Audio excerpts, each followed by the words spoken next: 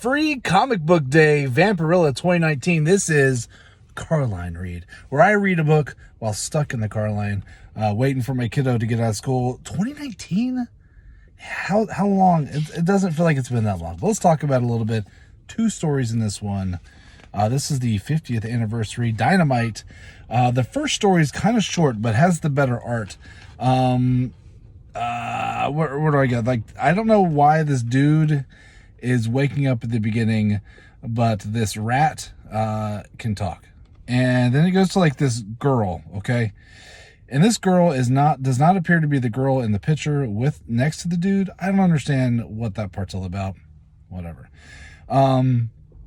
This girl is like putting on makeup and trying to like do the goth thing, like Vampirella. And then she looks in the mirror. This is actually a really cool shot, I think. You see Vampirella with her, and she's also can turn into a bat if you didn't know. And then in the background, out of the mirror, you see the girl who's putting on the makeup, because that's what she wants to be. She idolizes Vampirella. And then it goes to this other this Hollywood party kind of deal. And there's this other vamper, and it's a vamper party. And the rat is talking to the girl who wants to be like Vampirella, and there's all this vamper party stuff going on. And the girl decides, hey, I'm gonna go. So she like grabs the rat and then drops it, and then she goes to this party. And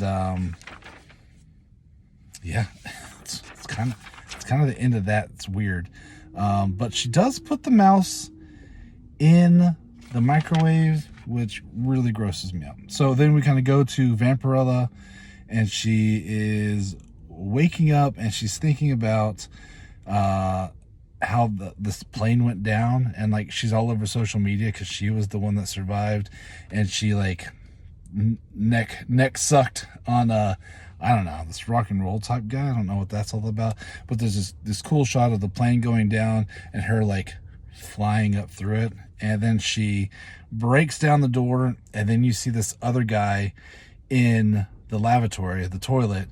And why? Nobody knows. Okay, so then that kid who wants to be Vampirella shows up at Vampirella's apartment and like invites herself in. And she's like, hey, I'm gonna be your protege, or you're gonna have to get rid of me. One of the two. And that was it. So it was a convoluted story. The art was okay. I just couldn't really follow it, but whatever. And then you get into this other one that's really kind of like a retro feel to it. And it may have been an old story that they just redid. I don't know the answer, but it's kind of interesting. Like, the art was different. Like, the Vampirella character looks really good in most of the panels. Like, they did a really good job, but all the background and stuff looks old, like old-timey, just not great. Anyway, this one, it's Vampirella and this other guy, and I already forgot his name.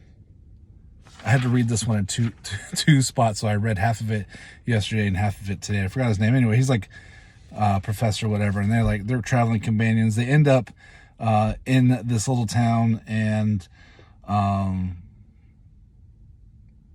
they're like there's these giant bugs, and one of them like grabs her and wraps her up in like a cocoon, but it's not they're not spiders. They're like, I don't know what kind of bugs. They're like roach bugs kind of things. And anyway, she gets out, and they discover that she can communicate with them through their vibrations.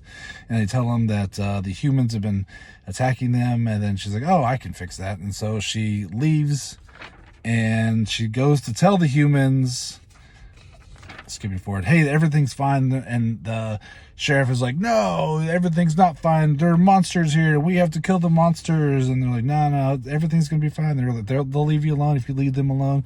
Like, no, we can't do that. And so the sheriff puts Vampirella and Professor Happy Pants into jail. That's not really his name. I don't know his name. And she like busts open like straight Wonder Woman style, just pulls them apart. The really thin jail bars at that, so kind of strange.